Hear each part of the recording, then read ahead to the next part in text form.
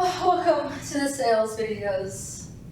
I am your host, and I will continue discussing sales in lovely depth that I know you're going to love and cherish. So, we have steps 9 through 11, and I put them together this way because they're really not too difficult. I know I keep saying that, but maybe if I say it enough, you'll believe it as well. So, step 9, I put it here because I feel like it makes the most sense. So, we talked about certain limitations given the type of contract it is. If it's a one-time contract or like a contract of multiple times, right? I got inspection and acceptance.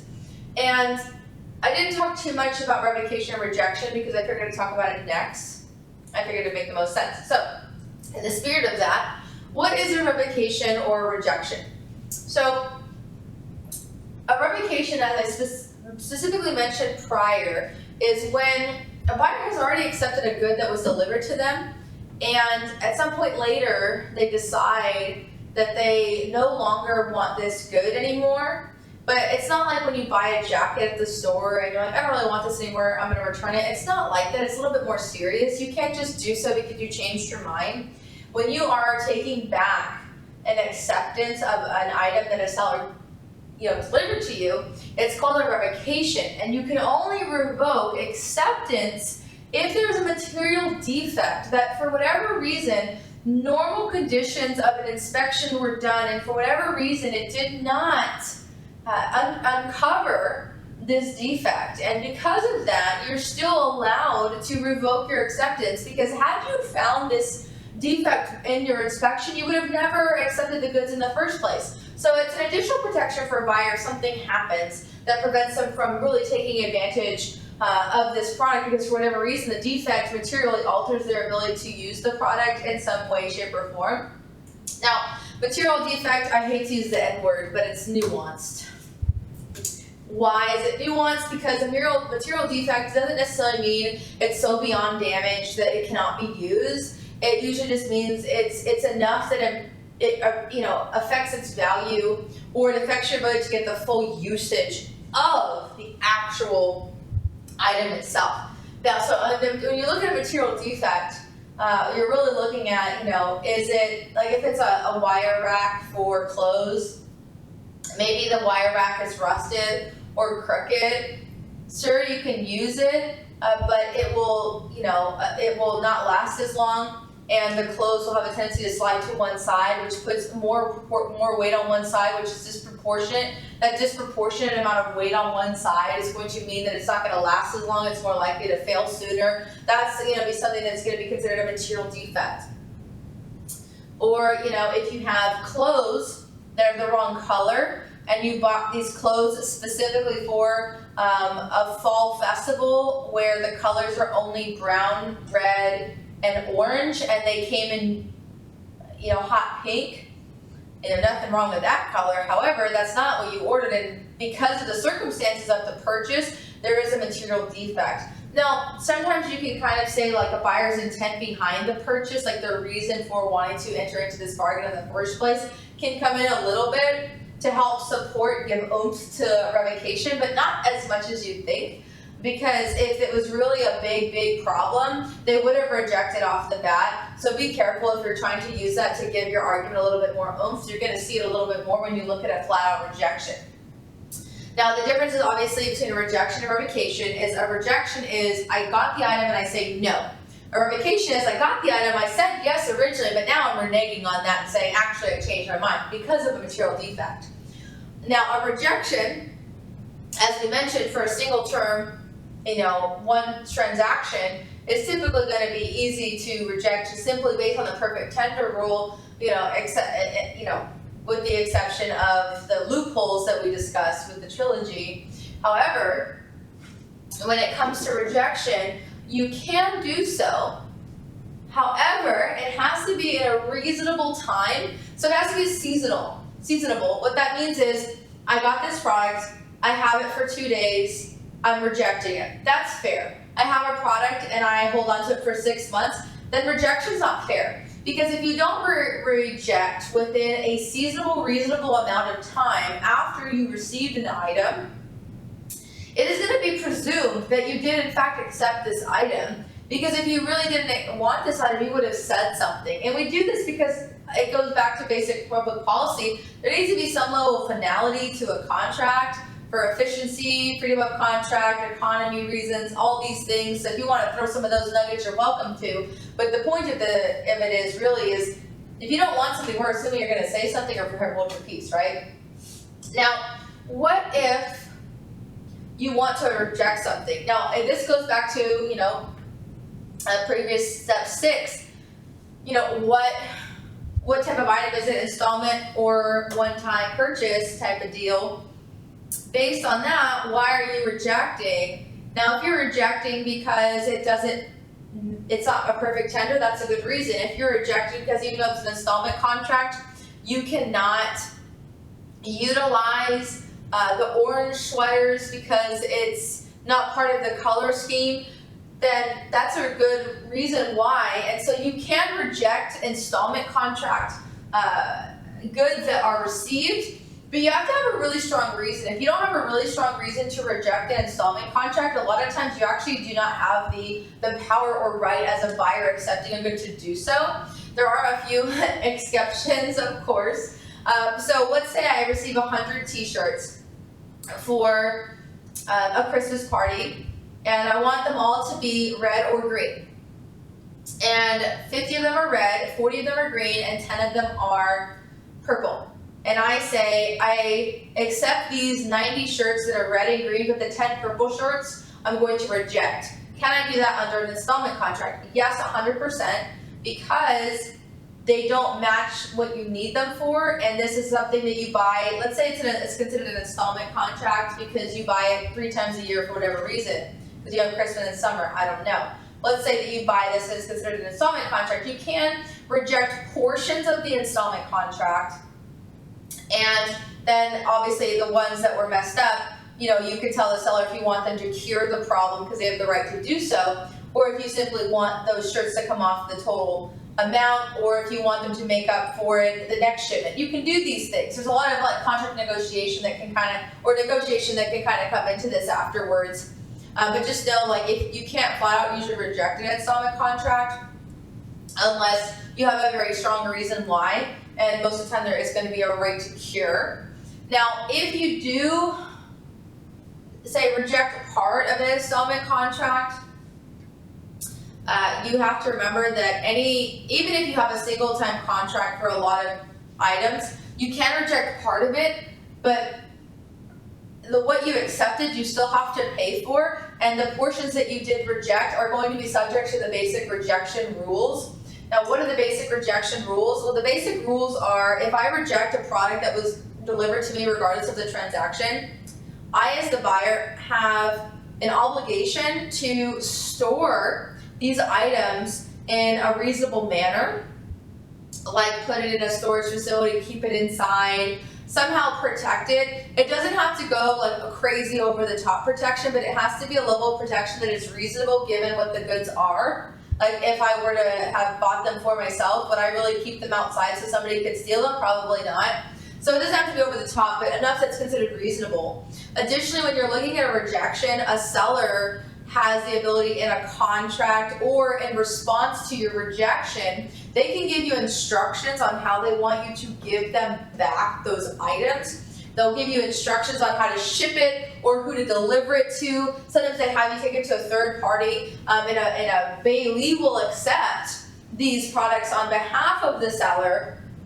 But if there are instructions as a buyer, if you've rejected, it kind of goes back to the duty of good faith. Remember, we talked about way back when, duty of good faith in the buyer can play into this. The buyer has a duty of good faith to abide by these instructions to make sure this product gets back to the seller. And if the seller says, I would like you to put them on this carrier, you should do so. If they say, I want you to take them to this Bailey in his warehouse on XYZ Street, you should do so. However, if you do take them to, say, this Bailey who has a warehouse on XYZ Street, you can't just show up on some Saturday and leave it outside, because if you do, you run the risk of these products being damaged or stolen by weather or people, right? And unless you actually physically give them into somebody else's possession or give them in to a specific carrier, you're still held liable and responsible for these products if you do not fulfill the instructions correctly or you don't take care of them, because there are some buyers that buy something, reject it, and they leave it outside, or they don't bother to take it off the truck and they get damaged, and you are liable as the buyer because they're in your possession, and until the risk of loss of these items goes back to the seller, you're liable as the buyer because you rejected these items, even if it's no fault of your own. You're held to a duty of good faith to take care of them. Now, this bleeds beautifully actually into the risk of loss section. So risk of loss can be kind of confusing generally, because if you have a risk of loss, which you're always going to have, you really got to be very, very careful on a fact pattern because it can get very confusing very quickly. So risk of loss is simply who is going to pay if something bad happens to this. So you're going to see a lot like the term FOB. FOB stands for free on board, but FOB is not usually specific to any particular contract because it's actually used a lot interchangeably when it's discussing delivery generally. So just because you see FOB, don't assume it's one or the other, because there's two types of deliveries that help you determine what kind of risk is applied and who has the risk of loss. You're going to have what's known as a destination FOB, and you're going to have a shipment FOB. Now, why do we care about a risk of loss generally is there's a lot of things moving in the world, lots of moving parts, and people buy things all the time. We want to know who's liable for products at what point during the transaction. So when I buy this item and it's being shipped to me as the buyer, I want to know as the buyer, if a hurricane hits and that item is destroyed, do I have to pay for another item, or do I have to still pay for this item that was damaged? Or is that going to be on the seller because I never received it? And these are the kind of questions that come up with risk of loss. Now, with risk of loss, you have two types, right? So if you are going to be an attorney for a buyer, you want to fight for a destination contract. The reverse, if you're, an attorney for a seller working on a contract, you want to fight for risk of loss to be FOB shipment. Now, FOB shipment is actually one of the more common ways of doing things for big bulk stores because there's just so much moving parts that a seller sometimes just cannot afford to take that much risk. So usually when you see, generally in the real world, you're going to have sellers that have a mix because they can't always take on the risk, but it's also kind of unfair to always assume that someone else is going to take the risk, so there is a little bit of a balancing act there. Insurance comes into that, which is why this is important, because if the risk of loss is on a seller or a buyer and something happens to it, their insurance has to step in and pay for it. So I don't think in sales you would have a question like that, but if you did, you would know what would happen. So all that to say, if you have an FOB destination, and nothing else is discussed, or in the final or in an essay it says the risk of loss, say that there's a section of a contract which is common, it says risk of loss transfers at location of delivery. That is a destination contract.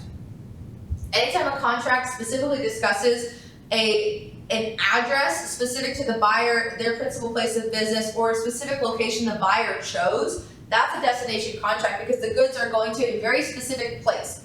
Destination contracts, most common is Amazon. Everyone buys from Amazon. They know how it works. They're all destination contracts because they're all going to people's house or where they're told to go. That's a destination contract.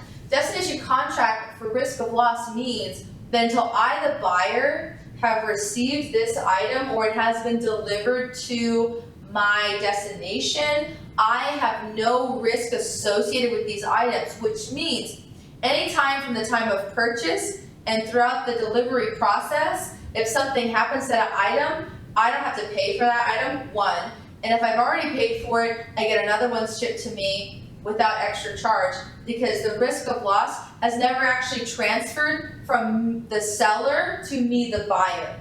So risk of loss is a shifting principle where the loss of the value of the item and the item itself will shift to a buyer from a seller or stick with the seller. In a FOB destination contract, the risk of loss does not shift over to the buyer until it arrives at its destination. And so there's just additional requirements that require that the buyer signed for it or physically accept it. And that kind of goes a little bit into analysis and argument. If it doesn't specify in the contract and say the FOB destination contract was a pair of Gucci shoes, or say 6,000 pairs of Gucci shoes for a warehouse because they're a retailer, and they deliver the shoes at 2 in the morning. And the next day is Monday, and all the shoes are gone. Is technically, one would argue, well, the risk of loss transferred to the buyer the minute it got to the destination. Not so fast. What can go into understanding this risk of loss situation? Well, you can actually look to ordinary course of business for those that love property, but you love hearing that. So ordinary course of business is going to be, what are the basic principles of a business? Does it make sense that we're going to ship this to a business at 2 in the morning when nobody's working there? When there's no security guards, when anybody can just come and take it? That doesn't really make sense. It doesn't really seem reasonable. Now, if on the other hand, they've done business a lot in the past, and their course of dealings is always to deliver it whatever time is best for them whenever they get in, regardless if it's in the morning, if it's at night, then the risk of loss would have probably definitely transitioned to the buyer. But it kind of just depends, because you kind of can look towards the trilogy or ordinary course of business to kind of season your argument a little bit. I would say if it's delivered at 2 in the morning, you're probably going to lean towards no, risk of loss never officially transferred, but it depends on the facts. And it also depends on a couple of other things. So that's how the FOB destination works.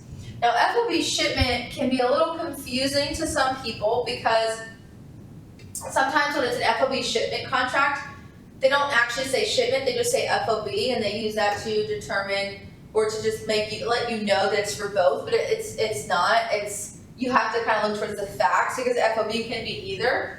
So FOB, just know it can be used interchangeably. A lot of people now are using it more for just shipment, but it doesn't have to be. Now, if you have a shipment contract, you're gonna know it's a shipment contract because there's some mention of it going on a carrier. Now, a carrier could be a truck hauler, it could be a train, it could be a barge, it could be a boat, it could be anything.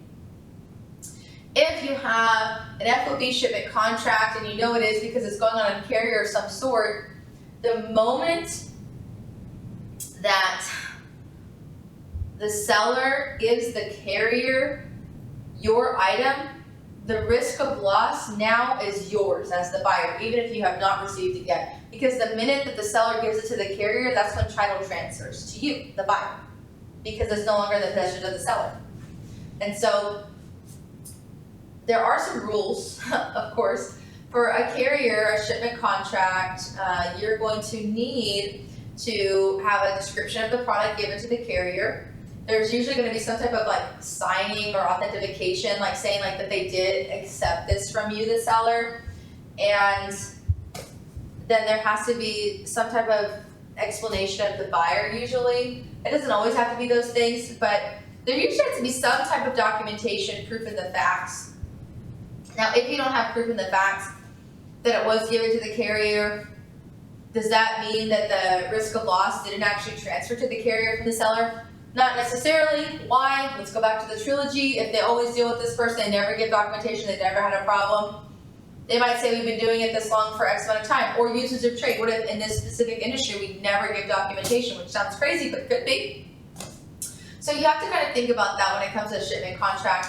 So really it's just, okay, risk of loss is important to determine who has the liability. And the reason why it's important is because sometimes people can breach a contract before they receive an item. Sometimes they don't breach. They intend to fully perform on the item, and then something completely out of left field happens that they don't expect, something known as force majeure, right? Like an act of God, and they had no idea, like a hurricane hits that barge and your product is destroyed.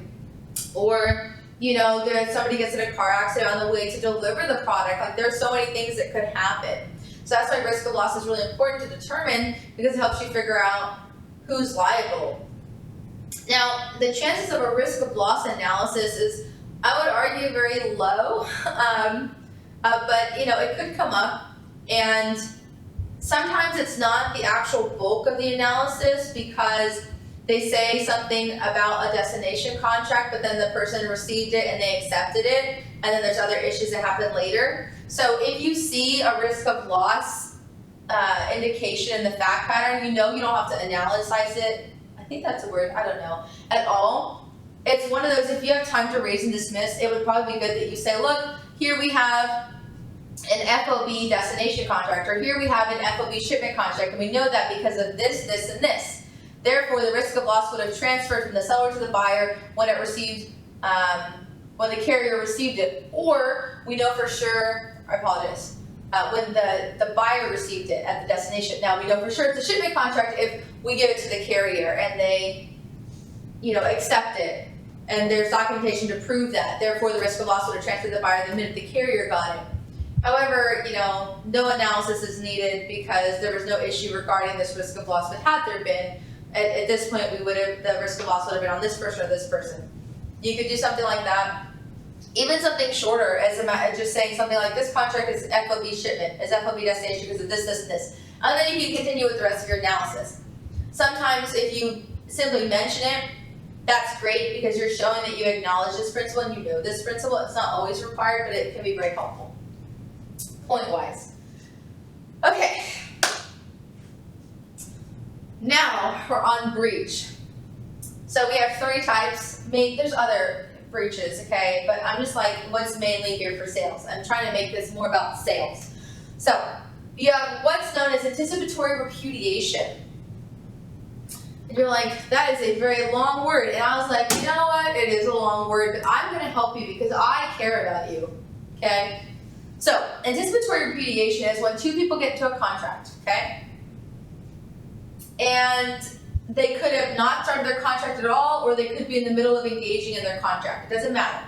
But the point is, one party decides to renege on the deal, terminate the contract, or stop performing on the contract. Something happens, and they want to pretty much remove themselves from this contractual obligation before it's been fulfilled. It can happen at any stage in the contract performance process, or even before it starts. And simply, they pull out before they've finished. Which, is terrible, but anyway.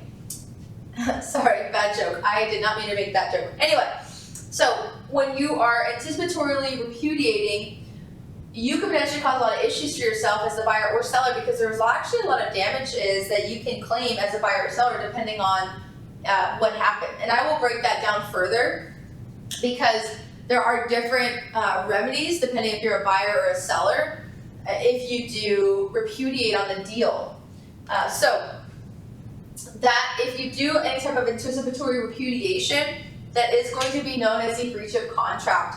Now, you could do this because you simply cannot fulfill your obligation because the market has changed, or you're taking a different pathway in your business, whatever. You could be, whatever reason, deciding to change, and therefore you no longer want to work with this person, you found a better deal somewhere else, so whatever your reason is, you can pretty much say, I'm done with this. Now, you can resolve an anticipatory repudiation if you wanted to. Say that you're like, I don't think I want to fulfill this contract anymore. You can, in essence, take it back and then reinforce the contract that you originally had. If circumstances change or you're put back in the place or whatever reason you change your mind, doesn't matter the reason, but for whatever reason you want to take it back, you're like, never mind, I want to fulfill this contract again. That's totally fine and can totally be acceptable. The contract can continue like nothing happened. If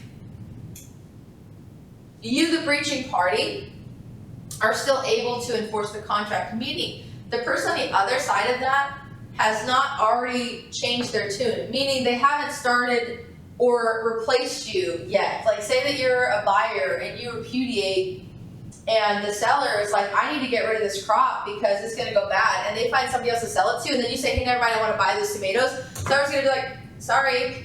So you can, in essence, prevent somebody from coming back and restarting up that contract if you happen to find somebody else to replace you. Like, that's allowed. Additionally, if the other person started to the other contracting party started to make changes or started to change some of the things they were doing in order to handle the breach, What I mean by that is, if you anticipatorily repudiate on a contract and then 6 months later you say never mind, this person's already done what they are going to do to fix the mess that you made. It's kind of a little too late. You can't really unring that bell at that point. So you can take back and renounce a repudiation, but there's some issues with it because it's really going to be determined based on what the other side of the coin has started to do after you kind of left them high and dry, if you will. Now, there's another type of breach, and that's known as adequate assurance, and this is kind of convoluted, so I'm going to try to make it easy.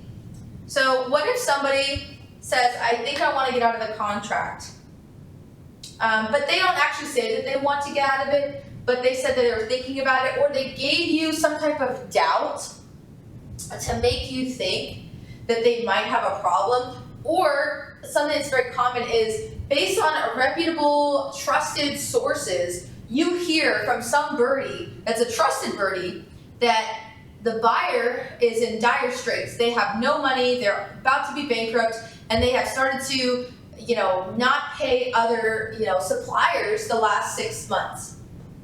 And you just heard this before you shipped the deal to them. Now, you've been working with them for a long time, you've never had a problem.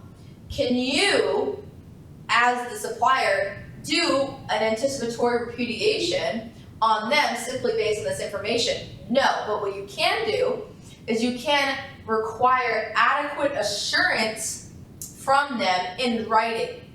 Now, adequate assurance doesn't always have to be in writing, but depending on the severity of the issue, the severity of the doubt that has clouded this transaction and your trust in their ability to fulfill their end of the bargain, whatever it is, you can require them to kind of like guarantee to you and almost like re-agree, not necessarily like I agree to the contract again, but pretty much like reaffirm their dedication to the fulfillment of this promise that you made, their guarantee or good word that they are going to be able to make good on their payment. Now, it doesn't always have to be about money. It could be, I promise if I pay you 20, like if I'm paying somebody money for broccoli and they're like, and I find out that their broccoli crop didn't do so well this year, then I'm going to be short. I could say, hey, I would like you in writing to provide me adequate assurance that I'm going to be able to receive the broccoli that I had ordered earlier this year in the amount that I need. And if not, I'm not going to pay you.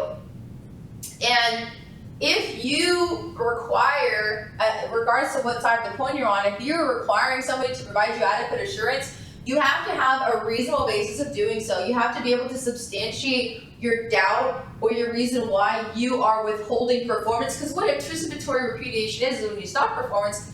But adequate assurance, when you require somebody to adequately assure their place in this contract, you essentially are pretty much waiting to continue your end of the deal. It's almost like you're pausing your performance in the contract until they validate your fears, pretty much. So if you're insecure of this deal and you have a good reason to be insecure because of information you heard, or because of recent conduct that they did, or because of recent information that you got about the weather that could be affecting things, anything like that is reputable source. And even if it's false, it doesn't have to be true, it just has to be coming from a source that seems reputable, you can require adequate assurance. Now here's the kick with adequate assurance. If the person requesting adequate assurance from you doesn't fulfill their performance anymore, even after you gave them adequate assurance, they will be held to have breached the contract. Now, on the other hand, if they asked you for adequate assurance and had a good reason to, and you never responded, they can then have an anticipatory repudiation of their own and stop performing on the contract because you never gave an additional guarantee. Now, what if I ask you for adequate assurance on something and it's not substantiated? Like, I don't have a good reason for it and you never give me an additional guarantee.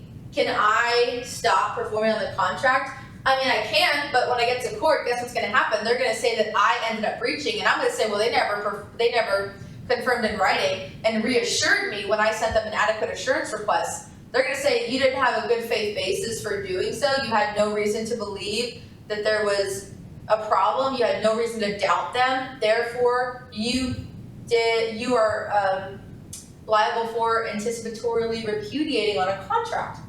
So adequate assurance is great, but it can be a little slippery. So just make sure if you have any issue in a fact pattern about that, just make sure there's a reasonable basis, there's a reason to doubt. Somehow your trust has been shaken.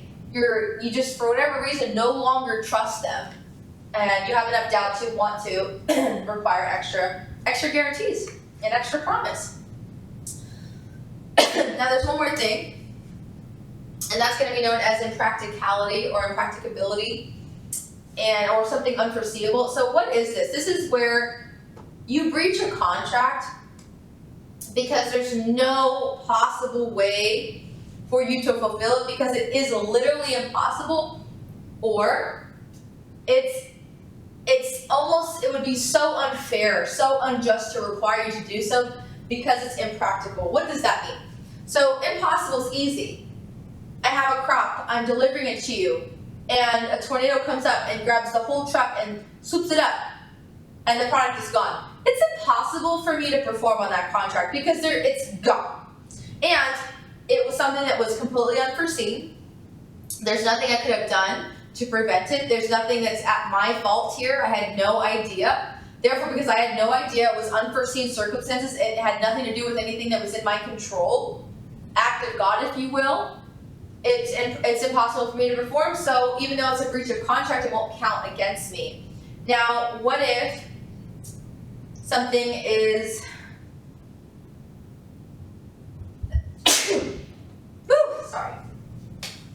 what if something is going to put me in a worse off position than I would have been in had I not performed on the contract? For example, if I get in a contract with you to sell something and the market price goes up by 20%, I'm like, I don't want to be doing this contract anymore because I'm going to make 20% less profit now.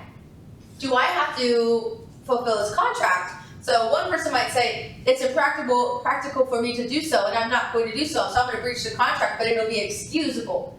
Nah, wrong. Why? Because fluctuations in market prices is very common, and that's something that's foreseeable because in the land of business, in the land of economy, like that's how it works. Like prices go up and down, taxes go up and down, things are always changing. Because things are always changing, that's something that's considered foreseeable. That's something that even though it might not be in your control, you might not have expected it, it's something that you could have known or should have known, or is a possibility that you should have at least been aware of in the realm of business. So it would not work there. Now, what about, and there is some things that might be foreseen, but you can still use impracticability, and the reason why is because of fairness. Now, a good example is the same thing with the market price. But what if the market price, instead of being 20% more, it's 150% more? Okay, yes, market fluctuations can be foreseen to an extent, but now this difference, even though it is a foreseen difference that we could have thought about or planned about, sort of, not 100%, but sort of, by making a market price 150% more expensive, that changes us and our ability to perform this contract, because we're going to make no money, lose a lot of money, and it could really put us in a bad situation, in a bad place. Technically, in this situation, this is not a mere amount of money difference. This is an extreme difference in what we originally contracted for. So even if something is a foreseen circumstance, if it is so extreme that it changes the heart of the contract, the terms of the contract, what we expected to get out of this contract so substantially so, we can get out of the contract, we can breach, even if it's not completely impossible to perform. So the reason I talk about impracticability and possibility is because some people in some facts in the actual final might say something like, this person failed to fulfill their contract, they breached their contract because there was a tornado that hit their crop. Is this breach an excusable one? Well, that is something that you could call that's force majeure. That's an act of God. That's something unforeseen, something that cannot have been planned. There's nothing that we could have done to prevent it. There's nothing that we did. So yes, it would have been fine. On the other hand, if you say everyone knew a hurricane was coming for 2 weeks, it was on the weather, everyone got evacuated in this area, and then you go and deliver or try and deliver through that area that got evacuated, in that case, you can see even though a tornado is an act of God, this is considered something foreseen, even though it's so extreme, and therefore they will not be excused from breaching the contract because there was a level of foreseeability there. So anytime you see any type of contract that mentions this, the biggest thing to discuss is foreseeability and knowledge, and also justice and equity here regarding the contract. Now, it doesn't come up much, but I talk about it just in case. You're probably more likely going to see adequate assurance or anticipatory repudiation if you see that. Now, if you don't see anything mentioning these at all, you can just skip it. But that is a wrap for those. I'm parched, aren't you? You should get something to drink.